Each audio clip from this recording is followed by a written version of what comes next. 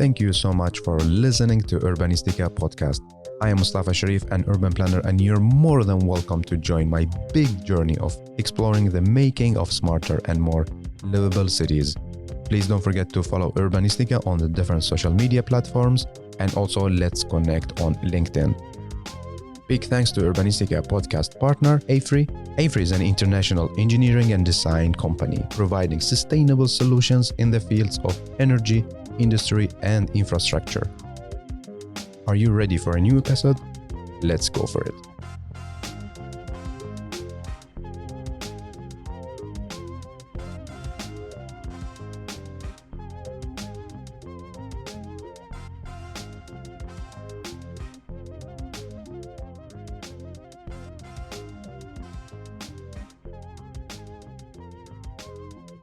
Today we have a new story and we have a new storyteller. I have the pleasure to welcome you, Huda, to Urbanistica podcast. Hey, and welcome. Pleasure is mine. Thank you very much. How are you? I'm very well, thank you. It's the weekend in Abu Dhabi, so very relaxed. So how is the weather in Abu Dhabi now? It's the summer, so as you would expect, it's warm and humid. But I grew up in the UAE, so this is normal in a sense. What a lot of the world sees as an extreme is something that actually in this part of the world, in the Gulf, we've learned to live with and adapt to. Yeah. Is it like a summer vacation or no still? Did you had your summer vacation? Yes, I went for I spent 2 weeks in Jordan this summer. Nice. So let's start with you. You're our storyteller. How would you like to introduce yourself to our listeners? I call myself the green urbanista, and that's kind of picks up the two aspects of my professional interests, which are sustainability and urban planning. So I'm a chartered town planner and a chartered environmentalist. I've been working since 2007 in the Gulf region, primarily based in the UAE. I worked with developers, worked for 12 years with the consultancy, built environment, and the past 2 years I've worked with government entities as an advisor to the public sector on planning and sustainable cities. So the green urbanista, right? Yes. What is your passion? What are you passionate about? I'm passionate about planning better cities for people and the planet. I feel that I'm convinced there's a more harmonious way for us to live as a human race in a way that is fulfilling to us and healthy for us, and also acknowledges and gives back to the rest of the world. When did this passion start? Did you had like a specific moment, or it's something you develop through the time? I don't know that there's been a specific moment, and to be honest, my career has meandered. So I, started off in my first degree was in chemistry. So I think that I was interested in the environment from a young age. I remember attending a school play around. It was the ozone layer was the big thing in the 90s, Yeah. and it sparked an interest in me in kind of the natural world and the human impact on it and what we can do to fix it. But really, I was more interested in the sciences than in the built environment. But coming back to Dubai after my master's degree in 2007, Dubai was a big construction site. So at the time, wanting to make an impact in the place where I grew up, I worked as an environmental scientist for a real estate developer, and that was my introduction to the construction industry. And I realized actually how much of a gap there is in terms of a strategic understanding of what are the environmental and sustainability opportunities that are relevant locally, and then being able to talk to convince the people why it's important, but also to integrate it in the design process and be able to talk the language and understanding the local context and the global drivers. And that's what I've been doing since 2007. Wow. Is it difficult, the work you do to convince, to explain in the region? So it's a challenge, like anywhere else. And I guess my mindset is, if I can get, I'm not expecting to change people overnight or to switch decisions. But for me, if I can get one person to think slightly differently, about the topic or acknowledge the maybe what really kind of motivates me is seeing the light bulb moments on people's faces. And there may be a concept that they didn't understand or Mm, like it's very easy to use jargon and to complicate things, and people actually maybe don't know what, when people say smart city or green building or water pollution, what does that yeah. term actually mean? How is it relevant to me? And what I really like is kind of joining the dots. I'm a multidisciplinary professional. So, I'm a scientist, but I'm also an urban planner. I did the minor in public health.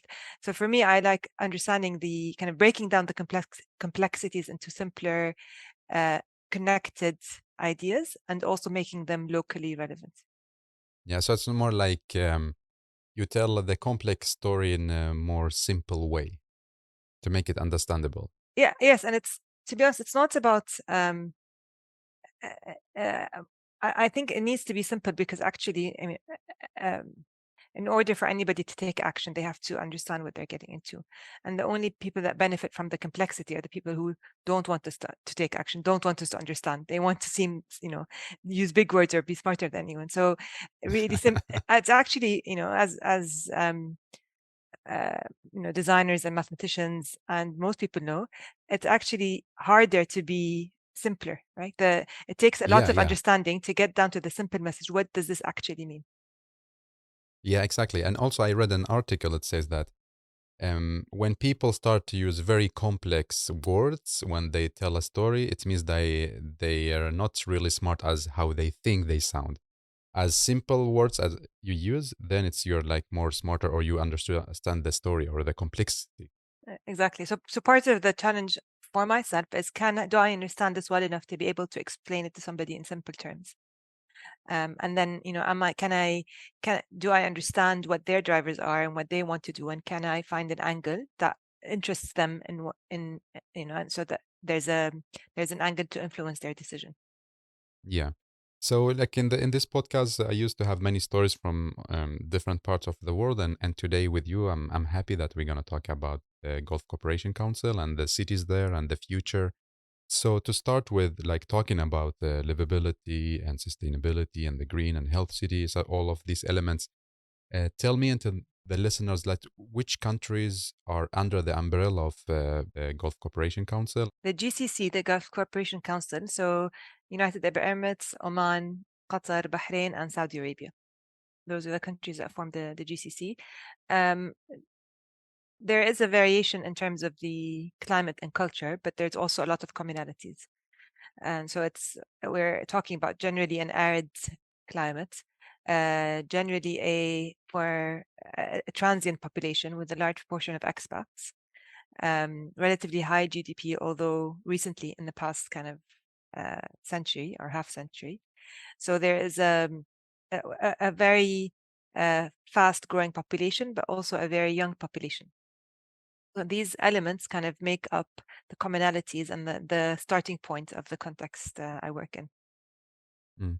And does like the municipalities or the government work together as a collaboration when it comes to like city development, or no, each country working by its own?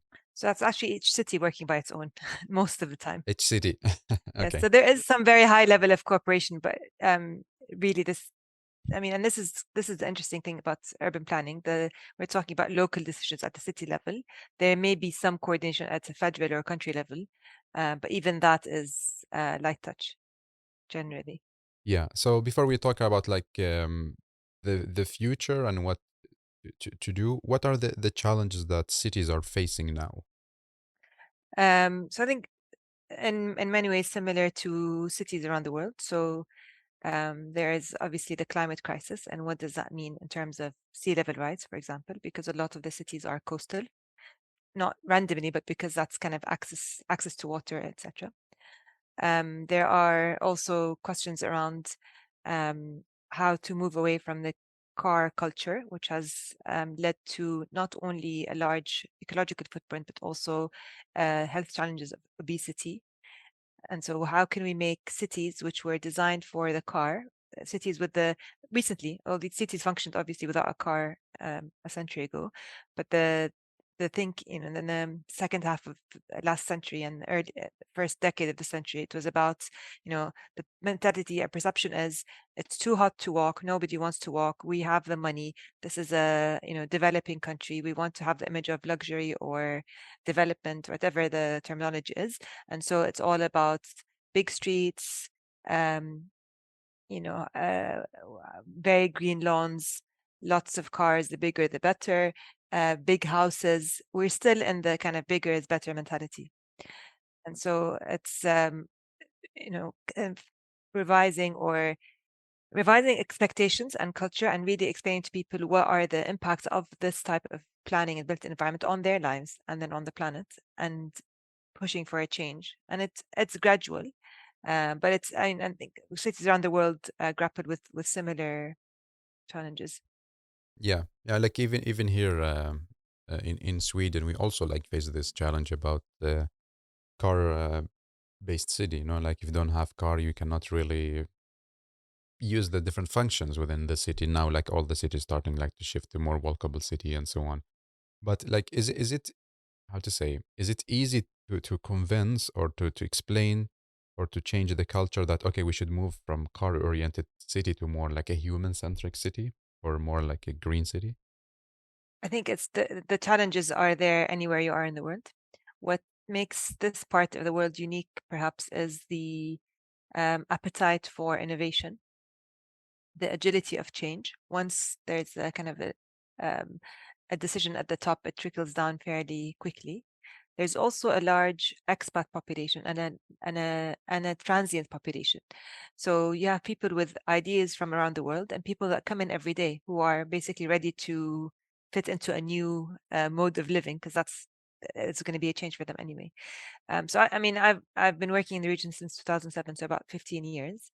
And when I started, the word sustainability almost didn't exist, day to day. And then went to green buildings being the big thing a few years later. Then ideas of now it's really also a lot about health and well-being and livability and resilience, especially when we talk about post-COVID.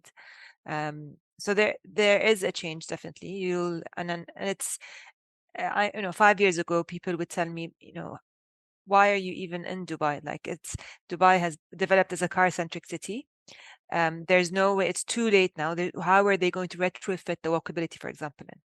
And actually, if you look at what Dubai has done, and as an example, over the last 5 years, in terms of, for example, cycling lanes and how many kilometers of cycling lanes, and not just kilometers, but how people are using them and how they're changing mindsets, changing infrastructure spending from purely highways, uh, adding in the other transport modes, the metro, for example, connecting the metro to other aspects of the built environment. So the change is happening. Yes, it's harder when the city is built, when you were revitalization, when it's a greenfield, but it's happening. And so it's a it's people are getting used to the idea of walkability at the city level, at the government level. Governments want to attract talent, they want to attract FDI, foreign direct investment. So they want to attract people, and typically people who are the global nomads, they want to live in places that are walkable, that that have a community spirit. So there is motivation, even from an economic perspective, to build in that livability. So change is happening. I was in Dubai actually last year when it was Expo, and it was interesting to see like the metro, the as you mentioned, the bike lines and so on. So I'm happy to see that the changes are happening, and it's a question of time and budget. So until you get the city transformed to more like bikeable, walkable, and green city, and like what is like the biggest challenge? Let's talk about the cities like biggest challenge in order to become more walkable, bikeable, and green cities. What is like the main challenges? So if we talk about an existing major city, take Riyadh, for example, or perhaps Abu Dhabi or Dubai, these cities have fairly new infrastructure that have been built over the past, let's say, 30, 40 years. And Riyadh is a good example. It's probably an extreme in a sense that, it's um, huge highways, urban sprawl. And so how do you kind of retrofit walkability into that? And transport and land use planning or urban planning go hand in hand. So there's no point in putting a pedestrian path in if it doesn't take you anywhere. If I live 20 kilometers away from my workplace or my kids' school or the mall, even if you put a pedestrian pathway, I'm not going to walk 20 kilometers. So it's about how do we change the land use mix? How do we make this, the city more walkable, not just the walking infrastructure, but also in terms of where do people get their services? How do they live their lives? And with new cities, with new developments, that's a lot easier. With existing cities, that becomes a challenge. Of course. And you mentioned like biking and walking. I know like all of us know like the weather is the biggest challenge as well. Like, okay, maybe you have an infrastructure for walking and biking, but then it's like super hot. It's kind of impossible to be outdoor. So how is it possible to make a city life when the weather is so hot? So I don't think the weather is the biggest challenge because we're not talking about walking in the middle of the day in the middle of the summer. What we're talking about is walking in the mornings and the evenings most of the year. So, and that's actually very, very doable. And once people live, 5, 10, 15 minutes to where they work or where they study, they can actually do that trip if it's safe and comfortable. And all it takes is providing the safety and the shading, even in the hot weather, and the culture shift.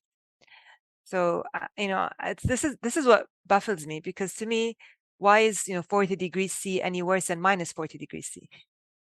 Why is it a challenge in the Gulf when it's warm in the middle of the day for a few months in the year, but actually it's quite pleasant for in evenings most of the year, versus other countries or other cities where it might be the flip side. It's snowing. Yeah, like here in Stockholm. For example, it's snowing for half of the year or whatever.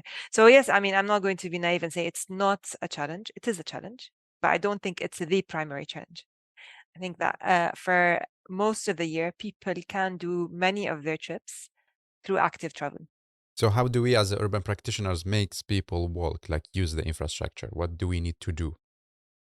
So one is obviously provide the infrastructure, Yeah, and plan the city so that the uses are, you can walk to your shop or to the office or to the school or cycle. like connecting the functions. Correct. But also making sure the distances are make sense from a active mobility perspective. There's also an important part of planning, which is an important question to ask is who are the losers, and this is important because we live in a real world, and what I mean by that is yes, we can think win-win, but in reality, there may be multiple winners, but there almost inevitably is a loser. Right?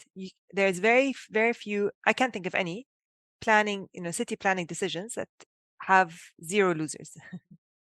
and so why is that important? It's important because if the car users have to be losers in some of the decisions in order for this to work. We're going to, if the criteria is going to be we can have walkability as long as it doesn't impact the car user, we're never going to get there. Because actually part of helping the shift is people realize that walking or cycling or the metro is more convenient, comfortable than the car journey. As long as the car journey is the fastest and the most comfortable, you're not going to get that transition. Of course. Yeah. Because it makes sense. Like it save time, money, and also. Correct. Cost, comfort, convenience. These are the 3 C's when we're talking about transport. Cost, comfort, convenience. So part of making active travel or low carbon mobility attractive is making sure that the cost, convenience, and comfort compared to the car is better. Yeah.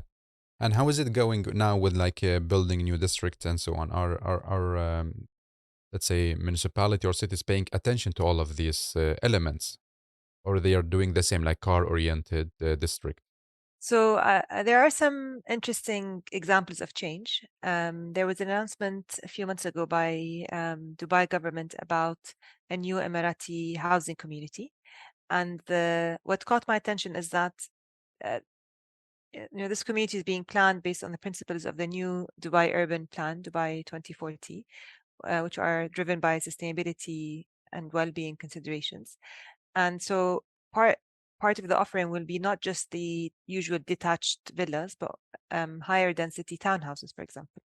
And so just being in a position to offer a more dense typology, and it's also part of the plan was to integrate walkability, etc. So that to me is a huge shift. It may not appear like much, but this is a topic that's been talked about for decades, and it's the first time this is now hopefully going to happen. So I do see a positive change happening. And do you see also like still that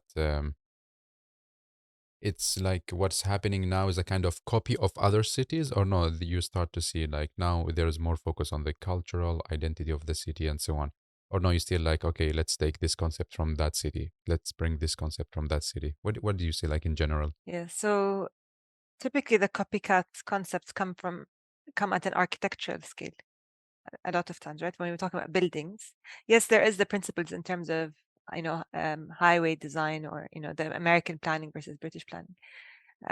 But so to answer your question, I see less copycats. And I don't think really it was. I don't think the driver was copycat for a lot of architecturally, perhaps, but from a planning perspective, it was sometimes it's just about how does the city make the most returns in the shortest amount of time. So how can they sell off land to people and get the real estate industry to boom? And usually, if you reduce the red tape around planning, you make it easier for people to invest, to buy, to build, then the economic cycle moves faster. So it's not really about just, it's not about, oh, we want Manhattan and Dubai. It's about, we want people to invest in Dubai. And this is the easiest way. Or Abu Dhabi or Riyadh or some, it's not, I'm just using. So, but yeah, I think there is a lot more understanding of the local climate, the local culture, the local requirements, and partly because there is a development in the professional skills locally. So it's less about planners or architects, designers flying in from abroad and flying out, and a lot more now the people living in the cities are actually designing for that city, and this knowledge and experience is accumulated over the past 2 decades. That's great to hear. So Huda, like to summarize, like what should urban practitioners working in the region think about in order to make the city more walkable, bikeable, and accessible to people? So I think mobility is, let's take active mobility. It's really key because it addresses sustainability in terms of, let's say, carbon emission, greenhouse gases, climate change. So if you walking and cycling are zero carbon mobility modes. It also addresses health and well-being, because active travel, you're getting the exercise in the day, you're getting access to nature, to people. It also addresses livability, because you have generally, if you're walking or you're cycling, you're meeting people, you're interacting with the community, you're not in your own box. You don't go from an apartment to a parking garage to a car to an office. You're interacting with the community around you. And also it addresses resilience, because you're providing a multiple transport modes. So you're providing robustness, resilience, redundancy. So tick on carbon, tick on livability, tick on well-being, tick on resilience. So what do we need to do to make it happen? Be able to articulate the case for it on all these fronts. So understanding that, and because it depends, the specific client might be more interested in well-being or resilience or whatever it is. So we have to be able to articulate the case for multimodal transport, for active travel, for public transport, and in the words that the client will understand. It's also important to not think of transport on its own. We really need to think about how does this transport solution work with the land use planning, and get the land use transport discussion happening, because that the solution would end up being both together. I think number 3 is being open about behavior change. So in 2008, when the metro was being built, just Dubai Metro was being built just before it opened, the big discussion was, is this going to be a success or not? And there were many people who thought it was going to be a failure. 2009, the Dubai Metro opened. On the 10th of September, that question disappeared because guess what? It was the most successful public space in the city. Everybody uses the metro. It's convenient, it's cheap, it's comfortable, right? It's we go back to the 3 Cs. So if the Dubai government was of the mindset and this is too difficult to change, they wouldn't have invested in the metro. But actually, we have to be aware that change will happen. Now, how about we try and influence this change toward a specific direction, as opposed to saying, no, this is too difficult, nobody's going to walk, it's too hot to bike, no one's going to use the metro. So we have to really be open to not just change, but to shaping the change that will come. Yeah. Do you see like the new generation is more open to change, like to adapt to biking, less car, more metro, like? I think that is almost a default human nature anywhere. But even because they're not set in their ways, right? They're developing their lifestyle now. But actually, generally, because of the transient nature of the population, because generally, if you're going to leave your home country and come out to the middle of a new region to start a life, you're probably not afraid of change. True. I mean, also like about the local, because you told me like there is like a huge young generation now within the population.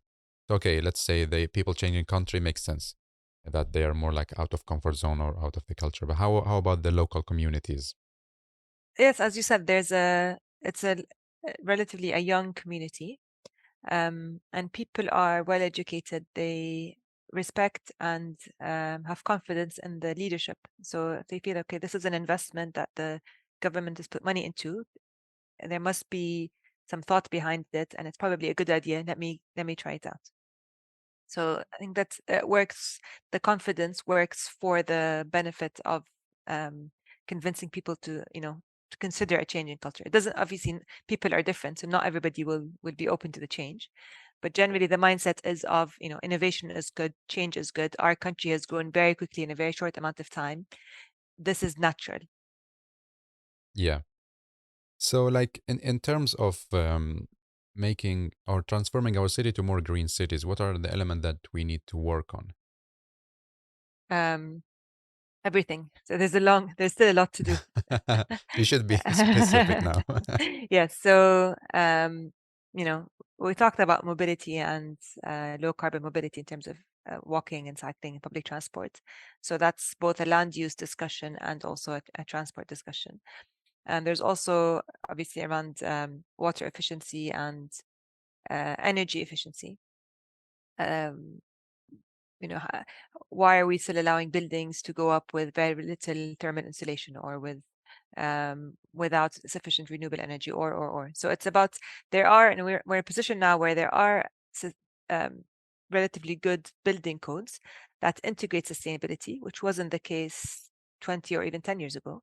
Now it's about continuing the improvement and pushing so that the baseline continues to improve. Is it like a new regulations coming every few years? There are, and there's been, in the past 10 years, there was a whole movement towards green building certification. So in addition to the global lead and BREEAM, there were local rating systems developed by each of the countries, but that remains largely a voluntary approach.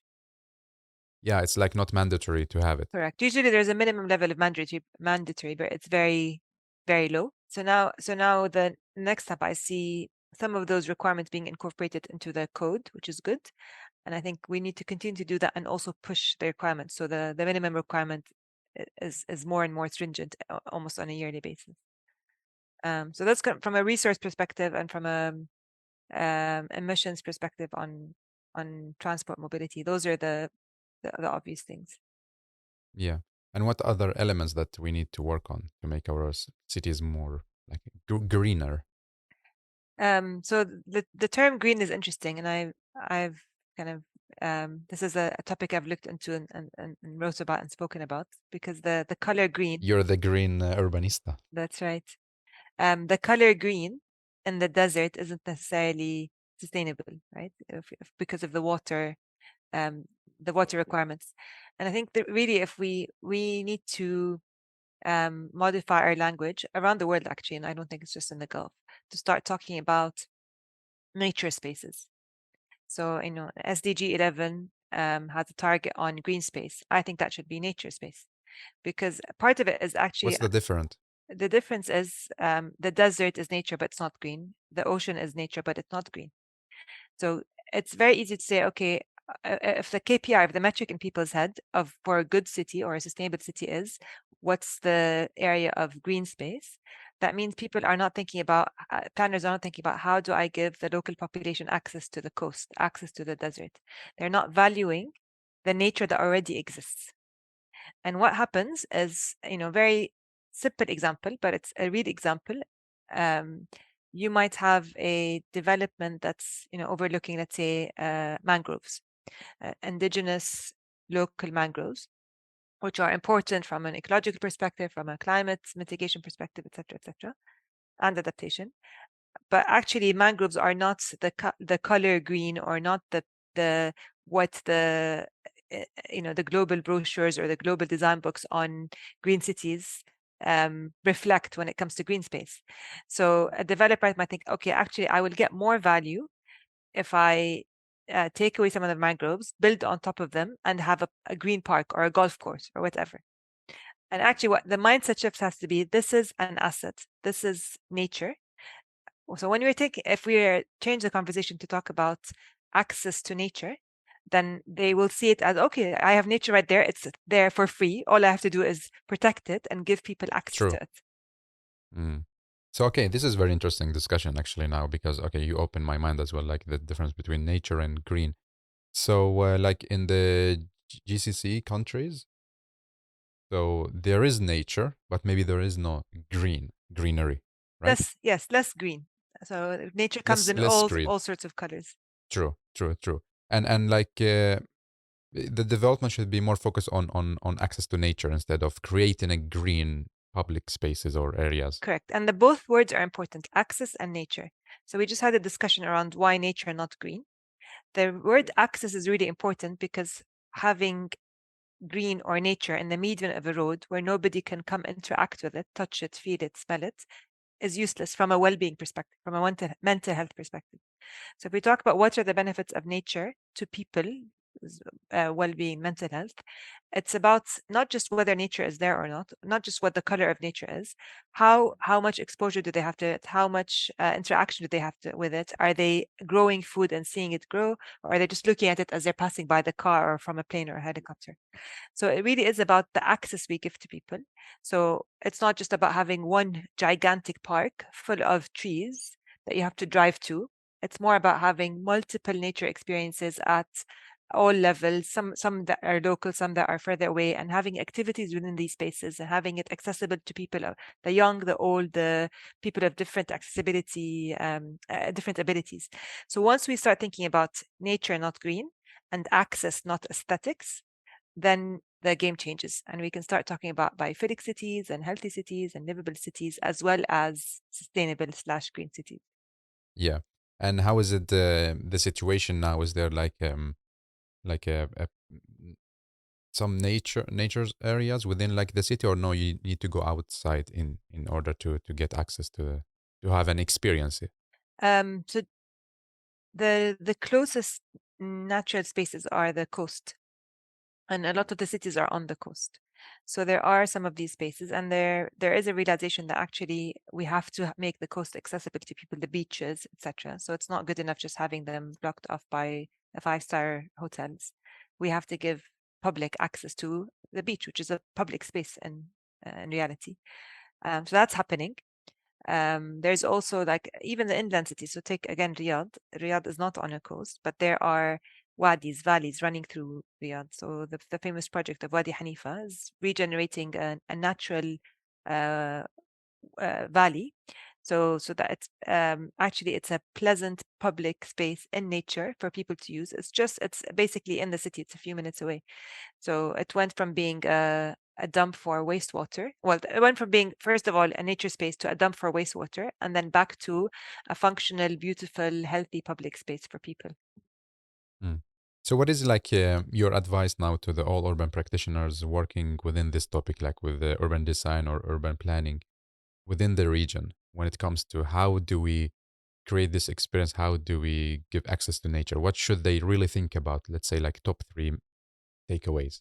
So one, understand the local context, right? It's not about planting palm trees or having exotic birds, or what is the local context? Where is the nature occurring? That's very important. Two, be multilingual. What do I mean by that? Be able to communicate with across disciplines. So multidisciplinary is what I mean. So it's a skill for a designer, whether, let's say, a landscape architect, to be able to communicate effectively with an ecologist, with a developer, with the architect, with the civil engineer. But in order to design a functional, public space that has nature embedded in it and that works for a developer, we need to be able to talk the language, and we need to have all those people around the table. So it takes humility, because you have to realize that you don't know everything. Nobody knows everything. It takes We should just accept that. it takes humility, because you also have to reassess some of your own what you think is a fact or a given, right? Be open to learning and reassessing your own standpoint, and be willing to share. It takes humility, because you're not, you know things that other people don't. So you have to be of the mindset of let's share and collaborate. So all of this doesn't happen naturally. Actually, it's a very conscious decision. You have to go out of your way to learn those languages and practice them. But it is a skill, but it's not impossible. There, we can get there. So understand the local context. Two is multidisciplinary professional, talk the languages. Three would probably be stay up to date. So kind of understand the global drivers as well. So some people will, climate change is a scary topic for them. It's something that they don't think is part of their professional responsibilities to understand. So obviously not everybody has time to be a climate change expert, and that's not what we need. But kind of be aware of the global trends. Where is the world going?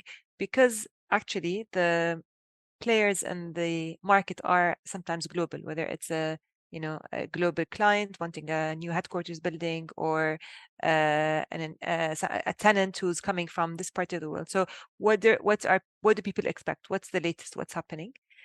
So that's also important. Yeah, amazing. And like we are talking about city, talked about mobility, nature versus green, and so on. Like, what about the tech part of making city? Like we talk a lot about smart cities and so on. Is this still happening, or is this like can all these three come together, or no? Sure. I think that the sustainability to me is a purpose or a goal. Well-being is a goal. The technology is a means. The technology in and of its own is not a goal. Technology to do what? Now, to get to sustainability, to get to well-being, to get to livability, to get to resilience, technology is part of the solution. So yes, they definitely go hand in hand in my mind. Yeah, and on reality. And in reality, yes, there's some people like the flashy stuff. We will invest more into it, and that's fine. I mean, actually, there are some fantastic technological solutions. Actually, and it's we would need a lot of the technology we have today to survive the climate crisis. The good news is, though, we have most of the technology that we need. So it's about figuring out how to best use it. Okay. Let's talk now about the community, the urban practitioners. We talked about city. Let's talk about us, the community. What should like urban practitioners in the region stop doing when they plan or design cities? Um, a lot of times practitioners are working under a lot of pressure in terms of very tight deadlines, very tight budgets, very demanding scopes, very high expectations. And they just simply don't have the time they don't have the luxury to think, to discuss, to research. So I don't think it's it's easy for me to say they must do 1, 2, 3, 4, 5. And I think most people would actually do a lot of that if they had the chance. So yes, part of the change comes from the practitioners being more aware, more engaged. Actually, I think we have a very talented pool of practitioners in this region. The challenge in my mind is with the brief they've been given. If the client is set on a particular direction and wants to have this in this time frame, in this budget, there's just really no room for collaboration, discussion, new ideas. So things going fast, and there's not really room for discussion or reflecting. Correct. So how do we change this? It's about value, right? It's about convincing the client that yes, you may need to spend a little bit more upfront on the design or on the planning, but actually you will get a much better product, much well thought out, may end up reducing your capex and your opex. It becomes you have a unique product that is you can sell for higher or attract more or better, and we see that happening. It is now more about the quality of the product than just having a product, but there is still a lot of pressure on the designers and the contractors to meet specific deadlines or to work under certain terms and conditions or to have working hours. And that, I think we need to build this trust in the industry between the clients and the consultants and the contractors, that if the consultants say they need more time, they need more time. And they need more, and at the moment that trust unfortunately isn't there, and the competition is very high. So it's not a very conducive environment for research or innovation, really. It's not like a healthy competition. Correct. And I imagine like in order to create like a healthy cities and so on, we also as a practitioner needs to be healthy and understand what we are doing within ourselves instead of being like stressed and want to deliver and from one project to another project to another project without reflecting. So this is like super important point because we have it here as well. Like let's say in Sweden, also like it's in every country there is like the limited budget, limited amount of hours, deadlines, and so on. But I think it's important to take some. Let's say we're not talking about so many hours. A few hours could be enough, right? So a few hours could be enough if there's a resource that's available, which is locally relevant research. So this is the other side of the equation, because it's a lot better now, but 10 years ago, I couldn't pick up a book and read about the urban history of Dubai or Abu Dhabi or Riyadh or Muscat. Because there is not material. Because correct. Nobody's actually published a book on it, right? Okay. So nobody's published a book on what are the typologies and the impact of them on livability or walkability. Now, a lot of that research is there, actually, for many reasons. So there is a local body of relevant research that's developing, but we need more of that. And that, if you have that readily available, then it's easier for the practitioners who will never, even if they have the most, flexible timeframes, they're not going to go back into academia and do a PhD on this. They need to have a starting point, which they can then build on. So you need those two sides of the equation: the practitioner that is open-minded and has the luxury of time to be able to explore the options, and the academic and research community, which also understands the relevant topics and questions and is answering them through rigorous research and kind of working together. Yeah, but it's great that like the research team is growing and producing material. It's very important. Yes, it's good news, definitely. Yeah, and is there like a big, how to say, platforms to bring the two disciplines together to talk, to discuss, like associations, organizations, meetings? So again, that's something that's recently growing. In the past, so the Emirates Planning Association, for example, started in the last 3 years, and there's been one started in Saudi Arabia and one started in Oman. So within the last 3 years. And those are good forums because, if you're a planner, whether you're academic or a practitioner, you belong to the same association. And then there could be like conferences and joint research projects, etc. So it's early days, but that infrastructure is starting to develop. Great. So, okay, so back to the question about what should we stop doing. So first one is like about stop stressing and take a moment to reflect. Other points that or other things that we should stop doing? The one you talked about, which is copy paste. It's not, and it's again, it's a But maybe anywhere in the world. maybe we're doing the copy paste because we don't have time, right? So we Correct. just need to put something, and it's kind of crazy to say that now. Yeah, no, absolutely, 100%. It's maybe because we don't have time, maybe because the client wants a copy paste. Like they've told you, Yeah, I want this district in Vancouver to be here in Dubai. That's yeah, the brief. But I guess to the extent possible, yeah. thinking of locally relevant solutions. Obviously, we all learn from international benchmarks and case studies, but it's using them as a reference, as a maybe starting point or a source of inspiration, as opposed to the solution that I'm only Mm, then going to tweak slightly. yeah. Okay, so stop copy pasting. Stop copy pasting. So give yourself some time. Stop copy pasting. And I think stop working in silos. It's going back to this interdisciplinary mindset of it's all, oh, I know I'm the architect, I have the solution, or I'm the developer, I have the solution, or I'm the contractor, I know what's best. It's really being open to this multidisciplinary discussion. Great. More points, or we move to the next question? We can move on. What are the skills that we should develop as urban practitioners? Definitely an understanding of the climate crisis and how it affects the cities we work in. Yeah, it's amazing how a few weeks ago I was having a discussion with um, you know professionals who were involved in the topic, and they couldn't, I had to explain to them the difference between climate change mitigation and adaptation. And where we are today, that should be just basic vocabulary for anybody in the built environment. What do we mean when we say mitigation, bringing down carbon emissions, or adaptation and addressing that? So we can't even understand the basics. It's going to be very difficult. And I think the second skill is also about multidisciplinary working. So as opposed to, okay, being able to discuss with the different professionals, understand how do you function in a multidisciplinary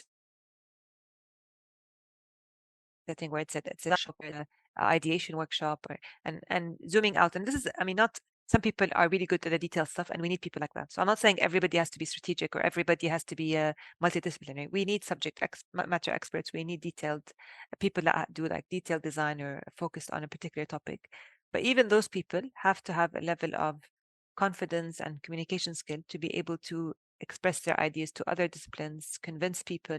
So it's those soft skills of communicating um, uh, your idea and generating buy-in, not with your technical peers, not with somebody who does exactly what you do, but with somebody who doesn't even understand what you do. How can you communicate your idea in a simple way, in a clear way, in a convincing way? So communication skills is the second one. And I think the third one is related to technology. So the digital age. So the digital tools that each profession has to have and continue to develop, because it's not about a once in a lifetime.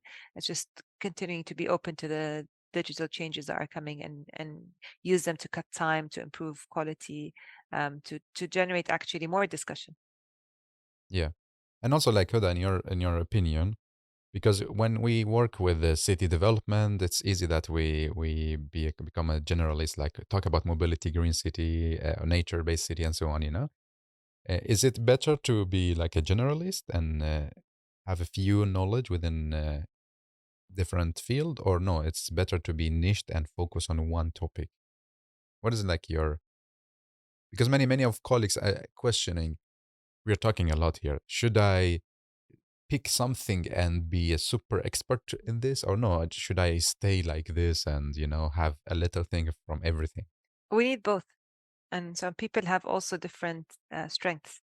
So play to your strength. If you're somebody that uh, their strengths are strategic thinking, and they're interested in many topics, and they're good at linking topics, then maybe being a generalist is better suited. If you're somebody actually that wants to dive deep into a particular topic, is very passionate about a specific angle, go for that. So I don't think it's kind of either or.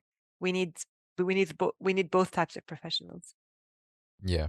And how do you see, like recently, we see many concepts, new concept, like a 15-minute city, like a 1-minute city, and so on. Do you see these concepts can be implemented within the region or no?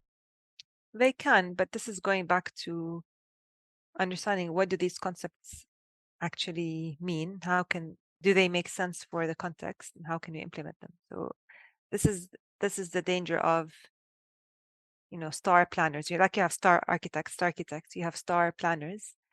That it's not about, we don't plan cities based on you know 30-second sound bites or an idea that sounds fun. We're talking about a lot of money going into projects that will stay for a long period of time and have a significant impact on people's lives.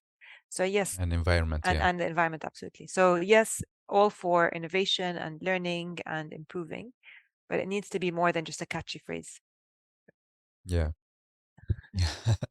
I understand your point, because he's here also, like the question is like, should we keep running after new concepts, new trends, and just because like they have a catchy names? So it's important also we explore what's behind it and see if this gonna benefit the land, the environment, the people, or no. So do you see it or no? Do I see it with? Like, let's say, do you see that we're gonna say about Dubai that's gonna be a 15-minute city or a 1-minute city or no? There is a willingness to become, whether it's Dubai or Riyadh or any other city in the region, there is a willingness to become the best, whether it's the best in terms of quality of life or the best in terms of attractiveness to investors or the best in terms of return to real estate developers. Each of these things means, has different implications. The best in terms of smart city rankings, the best, there's all sorts of metrics to measure what does best mean. But there's definitely a willingness to, push beyond the business as usual to continuously improve. And that's generally been the case. So these cities have turned into test beds for some of these ideas in some cases. In that sense, they're probably no different than many of the other major cities around the world. Because now, like many of the cities in Europe, when we see Paris is going for the 15-minute city, many of the cities also like, oh wow, this is cool, let's also do it. Uh, Now we are talking like some cities, yes, of course, they implemented and adapted to the city, but sometimes like just because Paris is doing it, so let's do it as well. But like in the region, there's not like so much interest in, oh wow, Paris is doing it, let's do it like this. There definitely is, and this is going back to this kind of copy paste mentality, right? So it definitely attracts attention, just like any other part of the world, and it's really down to the professionals to say, okay, I see that you're interested in this topic. Let's dig into it and see how we can apply it. Yeah. Do you also, because you have been working for many years, do you also have your own city concept? No, and to me, it's not really about that. And to me, my strength is more about understanding the global drivers and the global innovation and how they're relevant to the local context. So, for example, to me, biophilic cities, for example, is a fascinating topic that hasn't really been explored in the local context. So that's what I'm trying to kind of think about. How can we make arid cities in the Gulf more biophilic, as an example? But I'm not the person who coined biophilic cities, and I have no intention of being the only person working on this or the first person working on this. Actually, to me, it's more about collaboration. If and Yeah. in the process, I have an idea of my own, then I'm happy to talk about it. But the purpose, to me, what drives me is not coming up with the best idea. It's helping bring the best ideas to the cities I work in and making sure they're locally relevant. Yeah, it's interesting because like through the entire episode now we are talking, you always stress the point of, okay, multidisciplinary, let's talk, let's be a team, instead of like, this is my idea, this is my idea. So this is like literally like collaborating. Yes, I guess so. So and also like talking, you mentioned the beginning, like green urbanista. Then you mentioned like, okay, there's a difference between green and nature, but you still have the green Correct. in your And that's partly name. a little bit tricky. It's partly a play on words, but also partly because people associate green with sustainability. So sustainable True. urbanista doesn't sound as good as green urbanista. So when you go to in a project, Huda, what are like your three prior, let not say like agenda, but like the three elements that you think I will bring it to this project or I will work on with this project? So it depends on the project, obviously. I don't go into a project with a fixed agenda or a direction. It's more about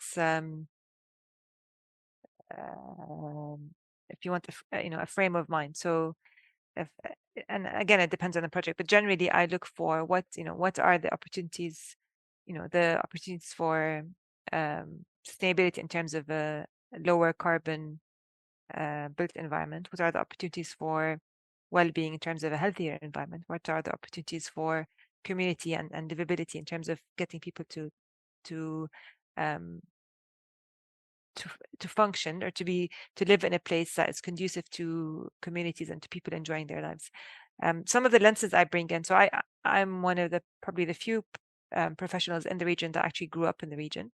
So I know what it feels like to spend the whole summer here. I also know what it feels like to live in an apartment with no access to nature, or to be a child with no access to public transport, or to be in a also, I mean, Dubai 30 years ago was smaller, but it was also still very multicultural.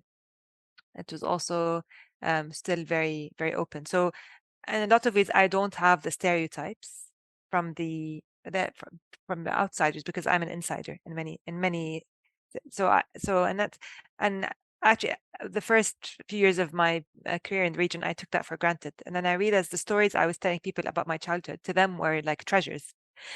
Yeah. They never met anybody that grew up in the region. So I'm more conscious about bringing that angle because it is important to have the experience of, well, this place is actually, it used to be this and then is now this, and this is why it changed, or this is the experience growing up here, or this is. So I think that angle um, I consciously bring to a discussion. It adds a personal element and also helps bring a local story as opposed to something that you read in a textbook or an outsider's view. I also try to me, I'm using the word sustainability less and less because this word is gets used all the time to mean all sorts of things, and people, a lot of people just have um, don't have a very positive reaction to it, or they feel like, okay, they've been there, done that, they know it, or they've read it, or they have a particular perception of it that it's very expensive or it's outdated or whatever. So actually, to me, it's about what's the ultimate purpose. So if what I'm trying to do is improve air quality, for example, then I'll talk about that. I won't use the word sustainability or reduce energy consumption or save money or whatever it is. So it's about breaking down the generic goals and terms to what does this mean for the project? What are the benefits to each of the stakeholders? So again, and then the well-being, the resilience angles, they may seem like it may seem like, how come you do sustainability and well-being and livability and resilience? Like those, each of these is a topic on its own, right? So how come you can like talk about all of them? Well, one, because in many senses of the word, I'm a generalist. So I'm not an expert on most of these things.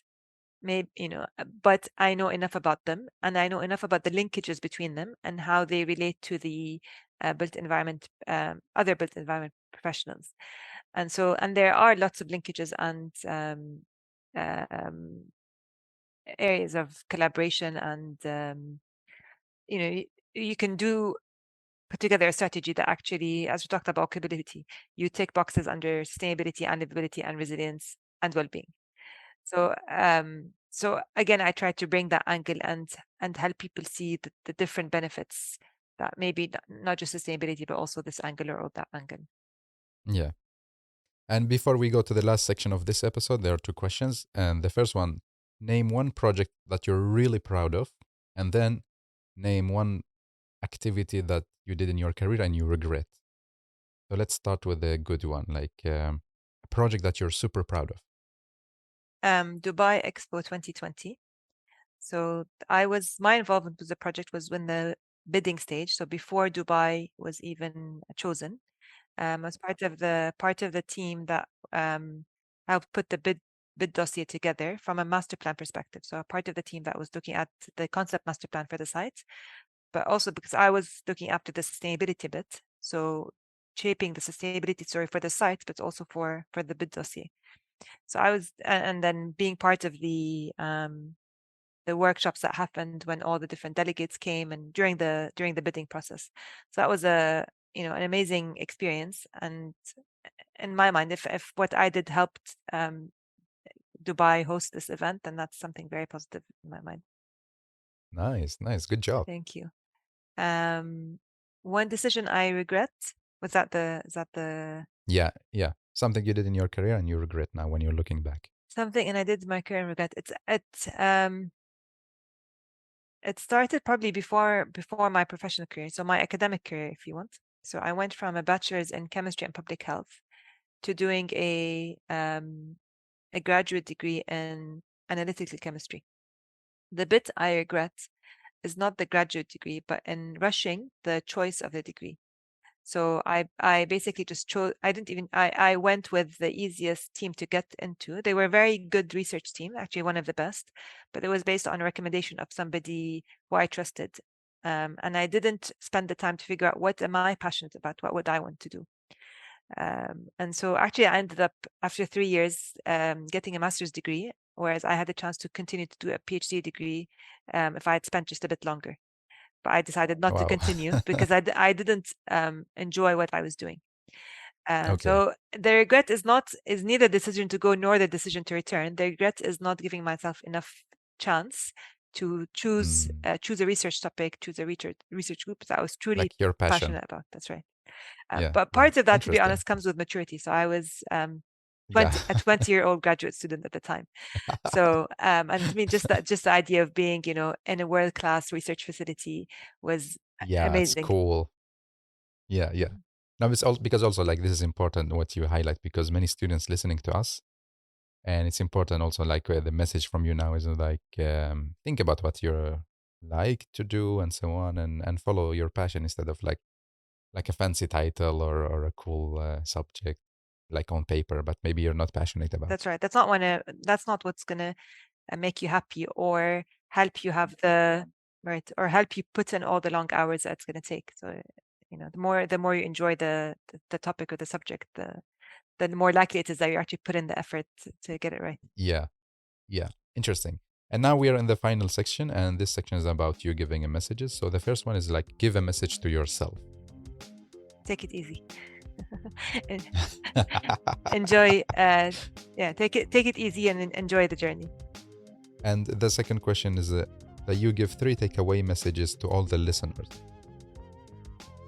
Okay, so one is one you picked up already in terms of find out what you're good at and what you're passionate about, and invest in that. Number 2 is never stop learning. Be curious and continue to learn, whether that's professional growth, personal growth. It all counts. It all actually makes you a better person and a better professional. And 3 is bring your whole self to work. And what I mean by that, it's easy. So I, as a Arab Muslim woman who's not an engineer, who's very visibly Arab and Muslim, I joined an international consultancy firm when I was 25. I was based in Dubai, so in a sense, the wider context was fairly friendly, and the company was very friendly. But when I walked in, nobody looked like me. I actually, in the whole industry, we're talking about 2008. There were, I would say, almost zero role models. I had lots of role models, lots of mentors, but nobody that I could relate to in terms of somebody that was from a similar culture, has similar values, personal values, etc. So I had to figure out, what was appropriate for me every step of the way. So that was an interesting challenge. I think it made me a stronger person. What the flip side of that, though, was I think there were times where, I didn't hide my identity visibly, but I probably hid part of who I was and how I acted at work, because it was easier to fit in, or I didn't have to worry about being too loud or too girly or whatever.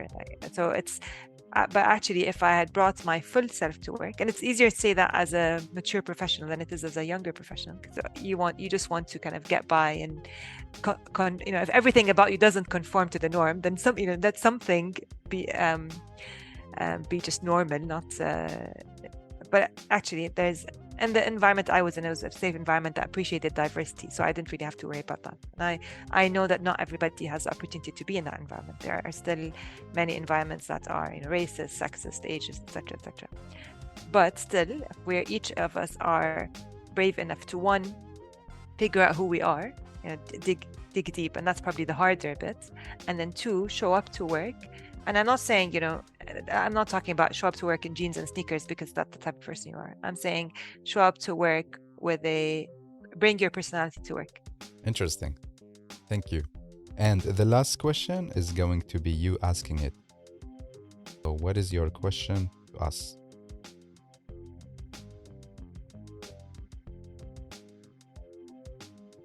What did you benefit most out of today? I'd be curious what people found the most useful out of today and this conversation, and what they'd like to hear more on.